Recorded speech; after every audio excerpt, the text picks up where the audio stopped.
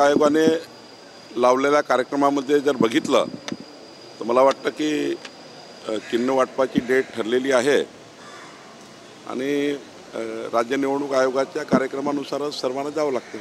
आज सुप्रीम कोर्टामध्ये सुनावणी आहे, टांगती तलवार आहे की आगामी निवडणुका ज्या आहेत त्या पुढे ढकलण्याची शक्यता आहे, रिझर्वेशनच्या नाही, आमचे एवढीच म्हणणं होतं की ओबीसी जो 18 पगड जाती 12 बोलतेदार वर्ग आहे या वर्गाचं 27% आरक्षण जे दिलं गेलं पाहिजे ते महाराष्ट्र सरकार आणि राज्य निवडणूक आयोगाच्या माध्यमातून आरक्षणाचा निर्णय हा अत्यावश्यक होता, पण 50%च्या वर गेल्यामुळं आता सुप्रीम कोर्ट त्यामध्ये काय भूमिका घेते महत्त्वाचं आहे। जो काही सुप्रीम कोर्टाचा निकाल असेल त्याला आम्ही पुढे जाऊ, पण ओबीसीना 27% आरक्षण मिळावं, 18 पगड जाती 12 बोलतेदार आमचा जो ओबीसी समाज आहे यालाही आरक्षण मिळालं पाहिजे, ह्या ठिकाणी ही मागणी महत्त्वाची आहे। मुंबईमध्ये 11 लाख दुबार मतदार सापडलेले आहे आणि निवडणूक आयोगाने त्यावर बाद करण्याचा वेळ मागितला आहे।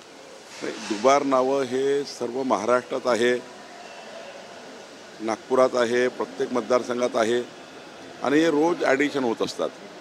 डिलिशनची प्रक्रिया फार कमजोर असल्यामुळं किंवा करत नसल्यामुळं हे ॲडिशन होत असतात।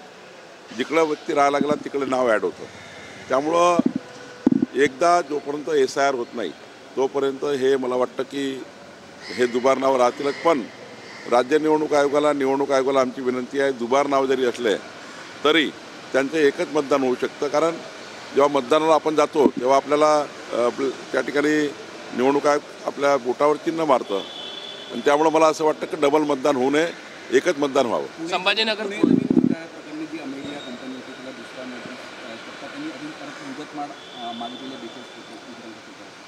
थोडे त्यांनी मुदतवाढ मागितली आणि आम्ही जर मुदतवाढ दिली नाही तर त्यांना अजून लिगल पॉईंट मिळतात। एक वेळा आम्ही मुदतवाढ दिली आहे, पुन्हा काही मुदतवाढ देणे काही योग्य होणार नाही, त्यांना नियमाप्रमाणे जावं लागेल। संभाजीनगर फुलंब्रीमध्ये नगराध्यक्षपदाचा जो उमेदवार होता शिंदेसेनेचा त्यांनी भाजपमध्ये प्रवेश नाही, आता काही ठिकाणी सुरू आहे, अनेक ठिकाणी सुरू आहे, म्हणजे भाजपाचा एखादा कार्यकर्ता शिवसेनेत जातो आहे, शिवसेनेचा कार्यकर्ता भाजपमध्ये येतो आहे, असे 20-25 उदाहरणं आहे आमच्या विदर्भातही की आमचेही कार्यकर्ते काही शिवसेनेवर गेले आहेत, शिवसेनेचे भाजपवर आले। त्यामुळं जेव्हा तिकीट मिळत नाही किंवा तिथे ऑप्शन नसतं तर ऑप्शन लोक शोधत असतात, पण ठीक आहे, भाजप सेना युती आमची मजबूत आहे। निवडणुकीनंतर एकदा आम्ही सर्वांशी चर्चा करू आणि योग्य निर्णय करू।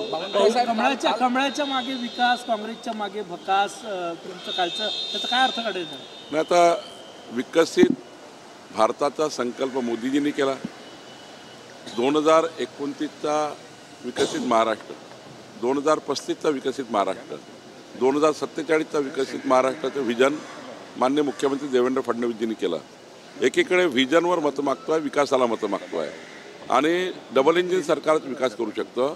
यावर मी असं म्हटलं की काँग्रेस पार्टीकडे फक्त कन्फ्युजनचं राजकारण आहे, जेव्हा जनतेला कन्व्हिन्स करून वोट मागता येत नाही तेव्हा कन्फ्यूज करताय, आम्ही कन्व्हिन्स करून विकासाला मत मागतोय। समन्वय समितीचे तुम्ही अध्यक्ष आहात, शेवटच्या टप्प्यात मित्रपक्षांचेच आरोप प्रत्यारोप टोकाचे शब्द वापरणं सुरू झालेलं आहे, काय सल्ला देणार तुम्ही? नाही, आम्ही सर्वांनीच निर्णय घेतला आहे, माननीय मुख्यमंत्री देवेंद्र फडणवीसजी, एकनाथ शिंदे, अजितदादा, आम्ही सर्वांनी मित्रपक्षाला कोणी टाकून बोलायचं नाही, महायुतीमध्ये कुठलेही मनभेद होणार नाही याची काळजी आम्ही घ्यायची आहे, सर्वांनीच घ्यायची आहे। आमच्या पक्षाच्या सर्व कार्यकर्त्यांना माननीय रवींद्र चव्हाणजी आमच्या अध्यक्षांनी सूचना दिली आहे की कोणी त्या ठिकाणी चुकीच्या पद्धतीचे स्टेटमेंट करू नका।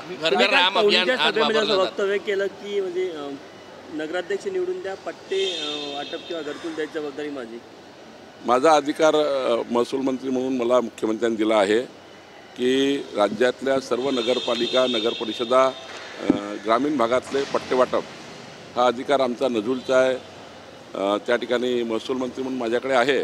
तर निश्चितपणे या निवडणुका झाल्यानंतर सर्व नगरपालिकामध्ये कॅम्प लावून सर्वांचे पट्टे वाटप करण्याचा निर्णय आम्ही करणार, ग्रामीण भागातही करणार आणि आता तर 15/10/2024च्या पूर्वी खाजगी जे घरं आहेत, खाजगी प्लॉटवर घेतलेले, ज्यांनी NA केला नाही, TP केला नाही, भूखंड घेतले आणि त्या ठिकाणी घरं बांधले, त्या गरीब माणसाची घरं आम्ही कायदेशीर करून द्यायचा निर्णय करणार आहोत। प्रलोभन दिलं मतदारांना आकर्षित करणे असं आमचा अजेंडा सांगणे म्हणजे प्रलोभन नाही आहे। हे निवडणुकीत योग्य आहे. याला निवडणूक आयोगाचे काही बंधन नसतं. आम्ही सरकारमध्ये आहोत, मंत्री म्हणून मी काय करणार आहे ही जबाबदारी आहे माझ्या सांगण्याची. तुम्हाला अधिकार दिलेला आहे मुख्यमंत्र्यांनी, कारण मी राजस्व मंत्री म्हणून त्या ठिकाणी माझ्या अधिकारात बोलतो आहे की मला अधिकार प्राप्त आहे, आमच्या खात्याचे अधिकार आहेत आणि त्यामुळं त्याला प्रलोभन नाही आहे. हा विकासाचा एक अजेंडा आहे जो आम्ही जनतेसमोर मांडतो आहे. काल धनंजय मुंडेंनी सभेत बोलताना वाल्मिक कराडची आठवण केली. वाल्मिक कराड संतोष देशमुख प्रकरणी मुख्य आरोपी आहे. काय वाटतं सगळं पक्ष? नाही, तो त्यांचं उत्तर त्यांनीच दिलं पाहिजे, याबद्दल मी काही बोलणं योग्य नाही. देशमुख यांचं नाराजी नाट्य दिसून आलं होतं पक्षप्रवेशातून. जिल्हा भाजपनं जो निर्णय घेतला होता त्यावर त्यांनी नाराजी व्यक्त केली. नाही, जिल्हा भाजपाने निर्णय घेतला, त्यांनी मला त्यांना भेटायला आणलं, एवढाच माझा त्या ठिकाणी माझ्या ऑफिसला ते आले होते. पण पक्षप्रवेशाचा निर्णय हा जिल्हाध्यक्षांनी आणि जिल्हा भाजपने घेतला आहे. त्यामुळं कोणी भेटायला आलं तर त्यांना भेटलं पाहिजे, हाच माझा तेवढाच त्या ठिकाणी भाग होता. चंद्रकांत दादा पाटलांनी घर घर राम अभियान राबवलं जात आहे. आज अयोध्या के राम मंदिर पे मराठी चंद्रकांत दादा पाटलांनी म्हटलेलं आहे की तिजोरीची चावी अजितदादांकडे असली तरी तिजोरीचे मालक आमच्याकडे आहेत. जोरदार टीका जी आहे ती अजित पवारांवर केली. नाही, कुठल्याही फायनान्स डिपार्टमेंट जे महाराष्ट्राचं आहे त्यावर अजितदादा एकनाथ शिंदेजी मुख्यमंत्री बसूनच निधीच्या कुठल्याही विषयाचा निर्णय होतो. शेवटी आम्ही मंत्री आहोत, अजितदादा एक मंत्री आहे खात्याचे, पण शेवटी सर्व अधिकार मुख्यमंत्र्याला प्राप्त असतात कुठल्याही खात्याचे. शेवटी आम्हा लोकांना अधिकार डेलिगेट केले असतात, पण त्यावर जर ओव्हररूल करायचं असेल तर मुख्यमंत्री करू शकतात. आणि त्यामुळं निधीच्या वाटपाचा निर्णय तरी तीनही म्हणून करतात, एकनाथजी, अजितदादा आणि देवेंद्रजी म्हणून करतात. त्यावर काही एकटा निर्णय होत नाही. आता दादा गटाकडनं जेव्हा प्रचार केला जातो तेव्हा तिजोरीच्या चाव्या आमच्याकडे आहे असाच प्रचार त्यांच्या मंत्र्यांकडनं केला जातो. बरोबर आहे. आता मी म्हणतो की पट्टे वाटपाचा मंत्री मी आहे. आता अजितदादा सांगतात ते बरोबर फायनान्स मिनिस्टर म्हणून सांगितलं असेल, पण ही मस्त गोष्ट खरी आहे की निधीबद्दलचा कुठलाही निर्णय देवेंद्रजी, एकनाथजी, अजितदादा म्हणून करतात. कुणाल कामरानी एक फोटो आहे. अजित पवार असं म्हणाले की मी माझ्या क्षेत्रामध्ये विकास केला आहे, बाकीच्या ठिकाणी काही विकास झाला नाही आणि त्या ठिकाणी वादग्रस्त वक्तव्य त्यांनी वापरलेलं आहे. त्यामुळे त्या भागामध्ये प्रचार करताना काही वक्तव्य अजितदादाने केले असतील तर त्या भागापुरते असतात, ते इतर भागाला लागू होत नाही. कुणाल कामरा यांनी एक फोटो पोस्ट केलेला आहे, ट्विट केलेला आहे. त्यावर अशा पद्धतीचे पोस्ट केले, आक्षेपार्ह नाही, असे जर आक्षेपार्ह पोस्ट टाकले असतील तर पोलीस कारवाई करतील, आम्ही त्यांना पोलिसांना देऊ. राम मंदिर के ऊपर आज मोदी जी ध्वजारोहण करने वाले हैं, कैसे देखते हैं? पूरा काम पूरा हो गया. 140 करोड़ भारतीय का अयोध्या का राम मंदिर, ये हमारे सबकी हृदय की आस्था की भावना है. माननीय मोदी जी ने देव देश धर्म के लिए जो कार्य अयोध्या में खड़ा किया है, हमारे मैनिफेस्टो था, संकल्प था कि जब भी हमारी सरकार देश में बनेगी तब अयोध्या का राम मंदिर बनेगा. माननीय मोदी जी ने भारतीय जनता पार्टी का संकल्प पूरा किया और मुझे इस बात का आनंद है कि आज मोदी जी वहाँ जाकर पूरा रोशनाई कर रहे हैं. Thank you sir.